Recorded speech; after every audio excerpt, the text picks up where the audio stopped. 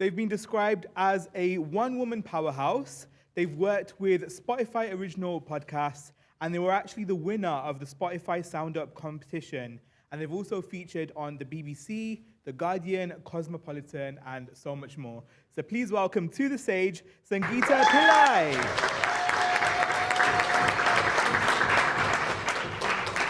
Hello, everyone. Such a pleasure to be here. I think when the intro was on, I was thinking, it's really sad that we've only got events and festivals in London. I am from London. I live in London. But I think it's so important to do this, and I hope, Nina's done such an amazing job starting it this year. And hopefully it becomes bigger and better every year, because I really think we need more diversity, to use the D word so early on. So welcome. I am Sangeeta Pillai, for those of you who don't know me. I'm the creator of a podcast called Masala Podcast.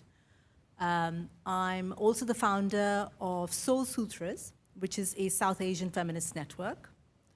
All the work I do is about tackling taboos in South Asian culture. And I'll talk about that a little bit more. But before we begin, the theme of my talk, I don't think it's on this slide, but it was about how to wear a sari and create a successful podcast. And there's a whole reason for that, because when we think of podcasters, we don't think of women like me. We certainly don't think of women in saris. And there is no reason why that shouldn't be. And I think we need more people in saris and whatever else creating podcasts, I think. So that's going to be the theme of what I speak. But before I get into that, I want to start with a story. So this is a real life story. I was in Cochin. Cochin is a small town in Kerala, which is in the south of India. And I was there on holiday. This was about 3 months ago. And as you do when you're on holiday, I was posting all these pictures on Instagram saying, oh, look at my food and look at where I am and all of this. And I had a message on a DM from a young lady.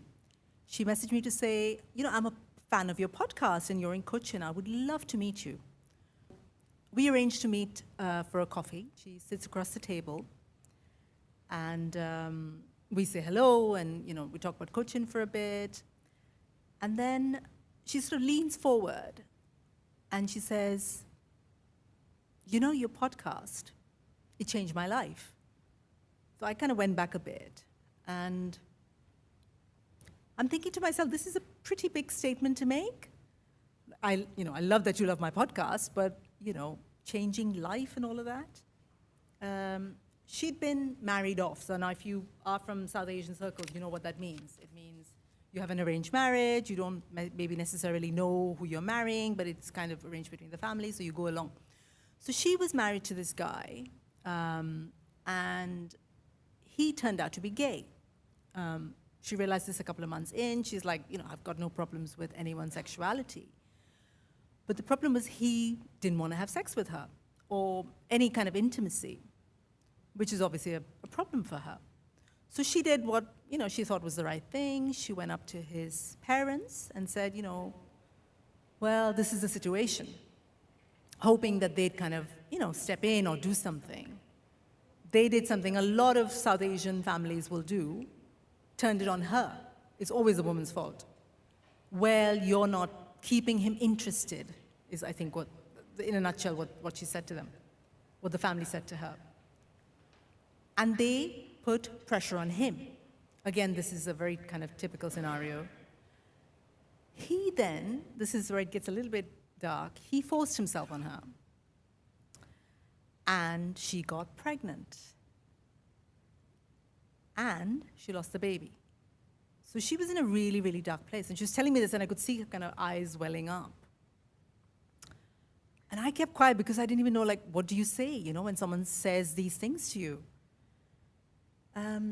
So she said, I was in a really, really dark place, and that's when I started listening to your podcast. So she said, I started with one episode first, then I listened to all your series, and then I kept going back to listen to some of the episodes again. She said, I kind of did that every day. I'd go on my walk and I'd listen to your podcast, I'd come back and kind of carry on. And then she said to me, one day, I plucked up the courage to leave him, to leave the kind of marital home, to leave the in-laws. And she said, and now I live in this city, in Cochin, which is a beautiful city in India. If you haven't been, you must go. And she's got this wonderful life. She's the social media manager of a really fancy boutique hotel. She's got new friends, and she's really, really happy. And when she was speaking, like, I kind of, I still get goosebumps when I say this. The point is, podcasting, the power of podcasting to change lives, to literally change people's lives. I mean, this is probably one of the most powerful kind of bits of feedback I've had. But I get messages, I get emails, I get DMs almost every single day, at least once a week. I've had messages from this young girl in India that always stays in my mind. She's 18, and she said, I found your podcast, and I started listening to it, and it makes me feel less alone. I've had other people say things like, you talk about the stuff I think about, but I'm not really verbalized. So who's listening? So many women in the UK, in the US, in India, in small towns, in big towns, in cities, kind of quietly going about their lives and finding what they need on a podcast. And I think that's the point I'm trying to make. It gives women, my audience anyway, the opportunity to hear other women and their lives and kind of how to create change that they may or may not be ready for. So anyway, that's the end of the story. I want to talk to you about my podcast, Masala Podcast. It is all about taboos in South Asian culture. Now, if you are South Asian or know anybody that's South Asian, there's a lot of shit we don't talk about. We don't talk about sex. We don't talk about periods. We don't talk about mental health. We don't talk about the menopause. We don't talk about porn. There's just a lot. And, South Asian communities, like India is, now the largest population of the world. We're certainly doing it, but we're not talking about it. So that's kind of where my podcast comes in. So each episode is thematic. So I might, say mental health is the issue. Then I'll get a South Asian woman who works in that space to discuss that theme. I talk about my own experiences, and I'm very open. And I'm very vulnerable, as are my guests. And I've had some big name guests like Anita Rani and Anushka Shankar, as well as, people who aren't necessarily famous. So for me, what I look for when I look for a guest is someone who is really kind of into that theme for their work, like that's what their life's work is about. And someone, even more importantly, who is authentic and who's willing to open up to me, to sit there and kind of bare their hearts to me, to the audience. And I do that as well. So I talk about, having had like severe anxiety or depression or whatever. So I'm very, very open. So that's kind of what the podcast is about. But I wasn't always a podcaster. I'm 50 years old, so I was born in an era where there was no such thing as a podcast. I'm from Mumbai. I was born in Mumbai in a very poor family. I'm from the slums of Mumbai. When I say slums, I mean slums. Like there was no running water, there were no toilets. We were very, very poor. And like a lot of Indian kids, the message was very much to study really hard and work really hard and kind of improve your lot in life. And that's exactly what we did. I worked in advertising for many, many years. 20-something years, worked in large and small global agencies. I was a copywriter. And along that journey, I moved to the UK about 18 years ago, so I haven't been here that long. I think of myself as Indian and British and somewhere in the middle. About 5 years ago, I had like a big, what I now think of as a midlife crisis. So anybody who's a midlifer here will know that there's a point in your life where you think, what the shit am I doing? What's my life all about? So about 5 years ago, I took the plunge to kind of leave this fairly well-paid advertising job and do something different. And that something different came from my own experience. So growing up in the family that I grew up in, it was very traditional. I was the first woman in my family to get a job, to go to university. Nobody had done that before. And growing up, there was a lot of stuff that we weren't supposed to do, supposed to talk about. You couldn't talk about your body, you couldn't talk about sex, I couldn't wear certain types of clothes, I couldn't cut my hair a certain way. It was very, very policed in many, many ways. Not all South Asian families are like that, but mine was. And I had to fight for everything, like every single thing in my life at that point. And I think I started using my voice fairly early on to get the things that I wanted. And I didn't really buy into the thing that I was told. It's like, as a South Asian woman, this is what you do. You kind of get married, you have children, you have a nice, safe job in a bank or a teacher because, then we can manage what time you come home. So I kind of didn't do any of those things. And 5 years ago, I kind of carried on that thing of leaving this advertising job and started to run workshops for South Asian women. So the kind of format was simple. I think I ran about 10 of these workshops that year, the first year, where South Asian women would come in and I'd coach them on how to write a monologue. So I called it Masala monologues. After, take a guess, vagina monologues, yeah. And I'd coach them on picking a taboo topic that they'd experienced in their life and getting them to put it down on paper, because sometimes when you put sometimes a painful experience on paper, it starts to kind of make sense and you start to process it.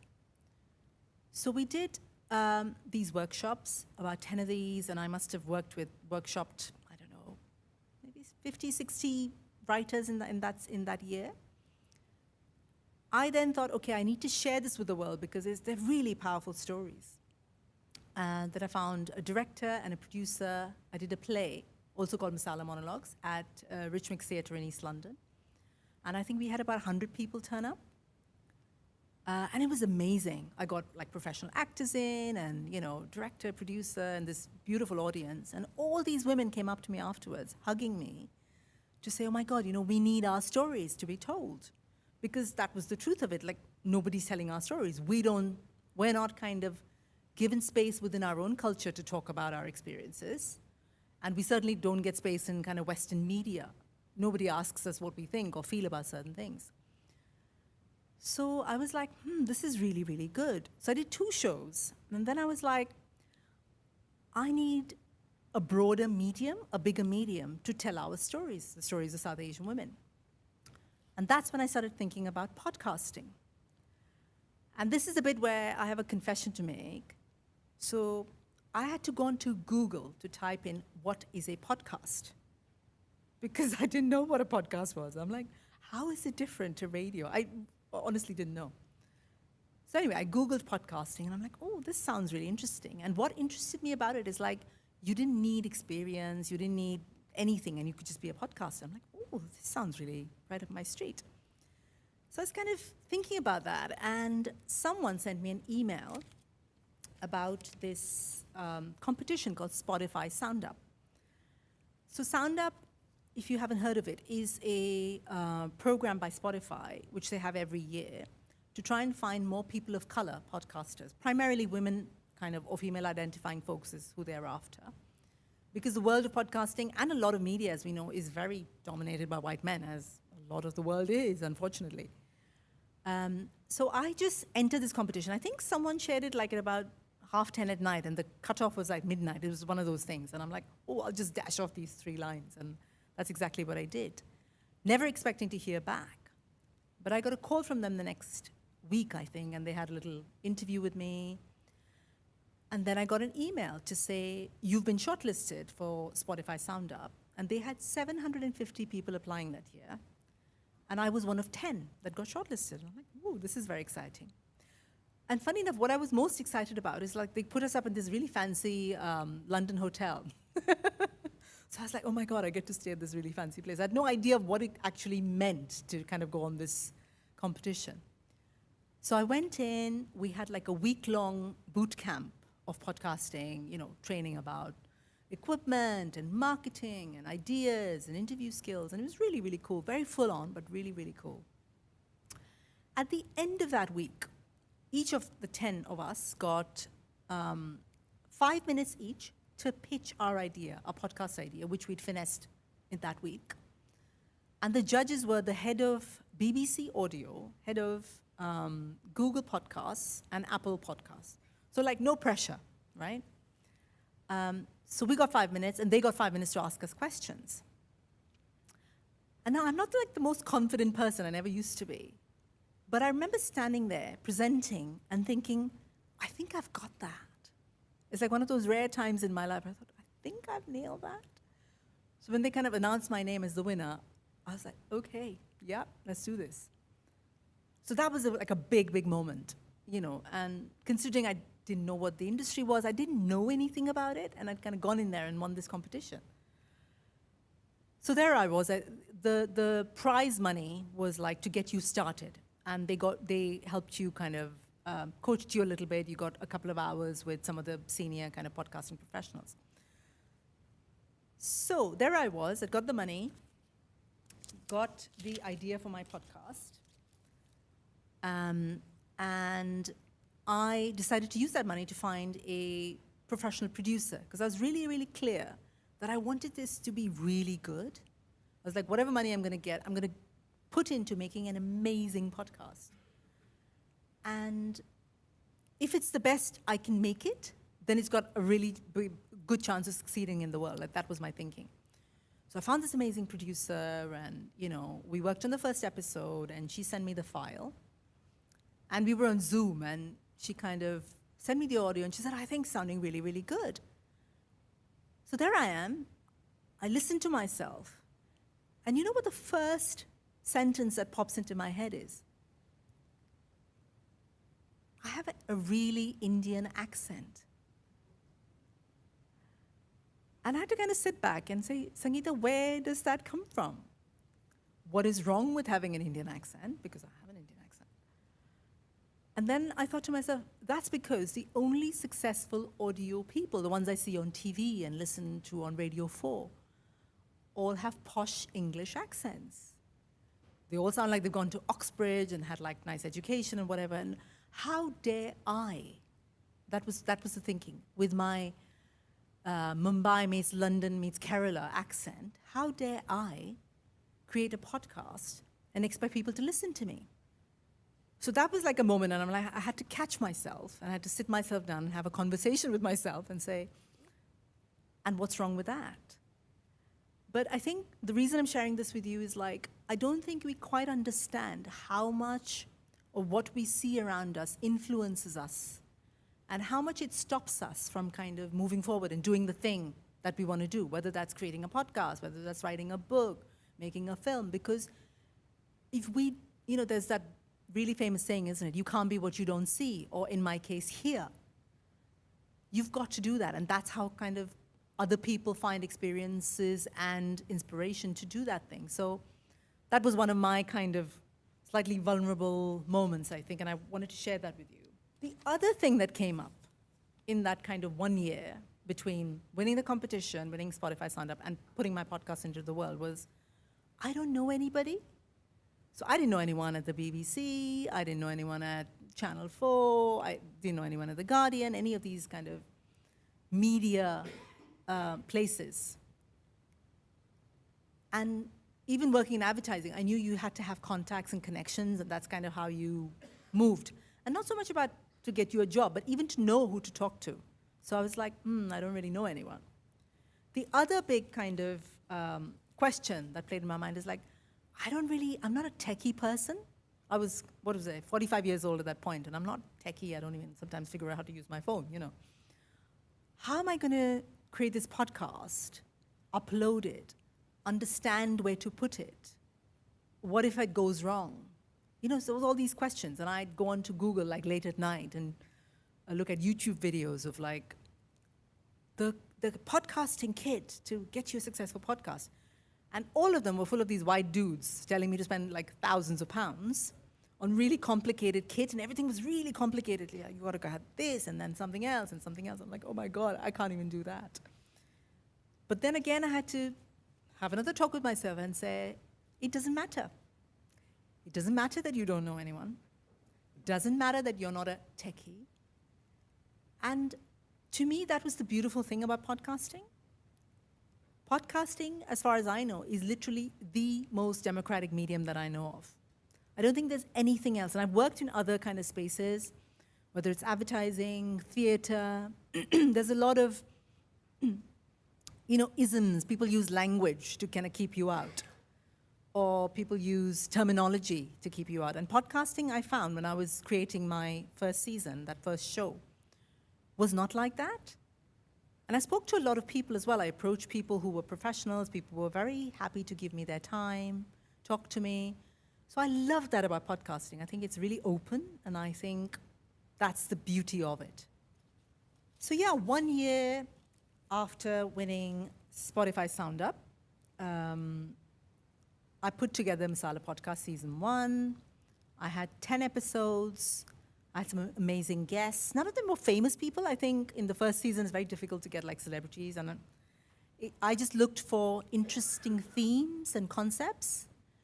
And I took my time. And this is what I say to other people who kind of come to me for advice on podcasting. Take your time. I had a lot of friends who would say to me, like, why are you sitting on a podcast? Like, release it. And I'm like, no, I want it to be amazing. I wanted to craft it and polish it and make it the best podcast that I could from that point, from that limited experience, from the limited money, the limited skill set. But I wanted it to be amazing. So I took a year.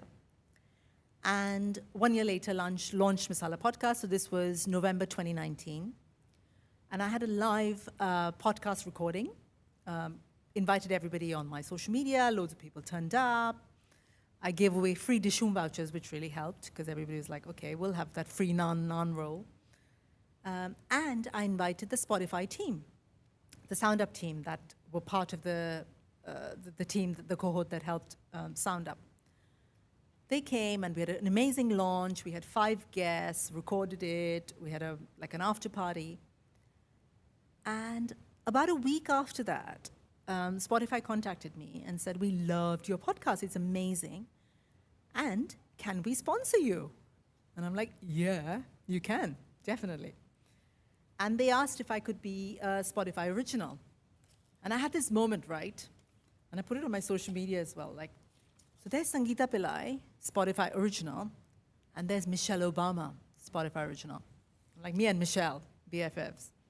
So Masala Podcast has done really, really well. I've done 4 seasons, 42 episodes, some amazing guests, like some of the people I mentioned, like famous people, non-famous people. I've won 5 British Podcast Awards. And every time I win, I have this like really surreal moment. I'm walking around in these big events, and everybody knows everybody else. I'm like, oh my God, it's been so long since we met. I barely know anyone in the industry. And I won an audio production award.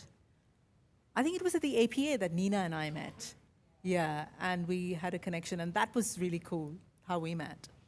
So sometimes you meet good people at these events, but a lot of times I'm a little bit lost. But it's always amazing. And going up to stage, presenting, I got asked to present an award to someone else, and I feel like, wow, I have to pinch myself sometimes to say, I'm part of this industry, this massive, gazillion-pound industry. And not only am I part of it, I am a successful part of it.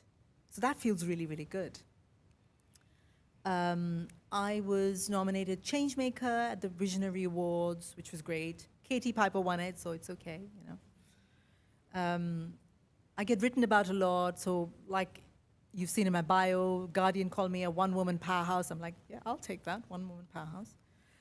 Got featured at the BBC, Times Radio. I was interviewed by Anita Rani at Woman's Hour a couple of weeks ago. Mariella Foster up at Times Radio a couple of weeks ago. Cosmo, HuffPost, lots of really, really, really cool features.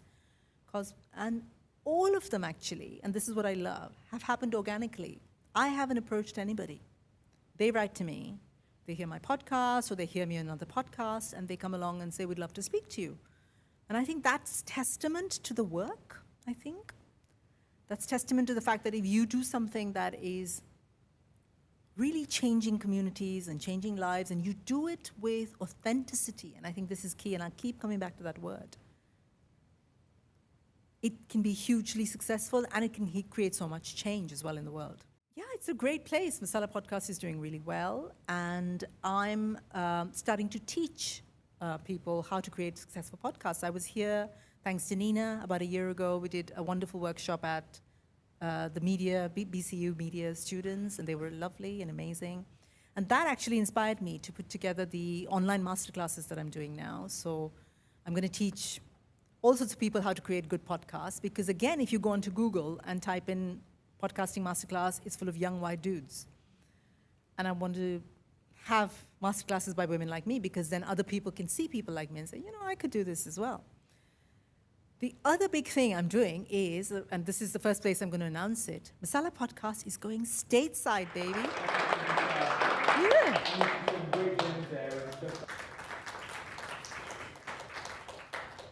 So the US special of Masala Podcast is going to be recorded this month, and hopefully it should go live in July.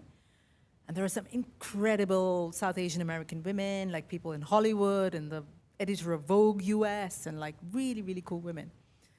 And I'm super excited for kind of the world to see it. So that's happening.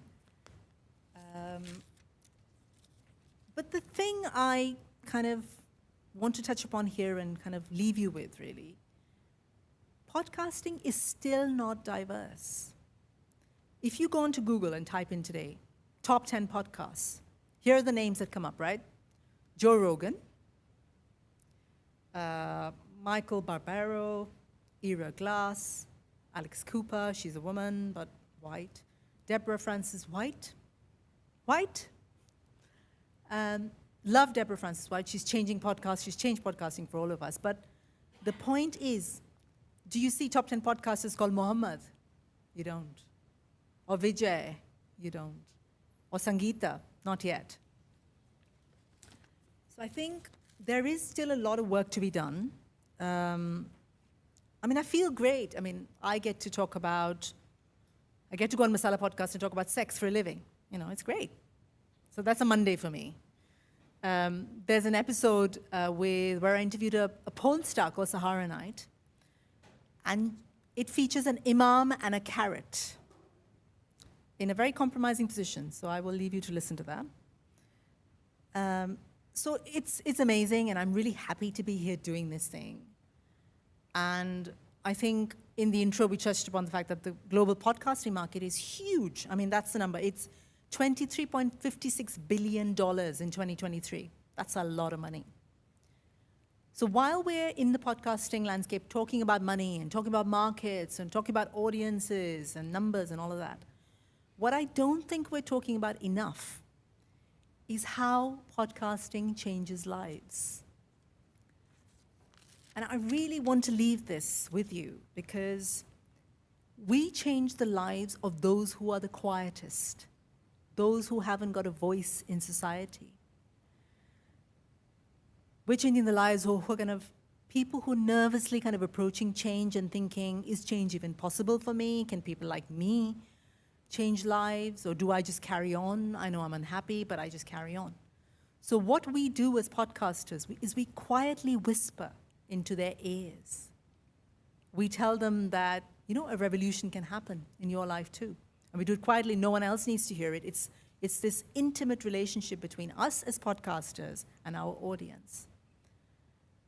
So I want to leave this with you today before we go into questions. Go start your own podcasting revolution. If you're kind of not a podcaster yet, you can change lives. And I would like you to repeat after me. It sounds a bit cheesy, but I think it's really, really important. Say this after me. Podcasting is power. Podcasting is power. Once more for the people in the back. Podcasting is power. Podcasting is power. Thank you very much. Huge round of applause for Sangeeta, please.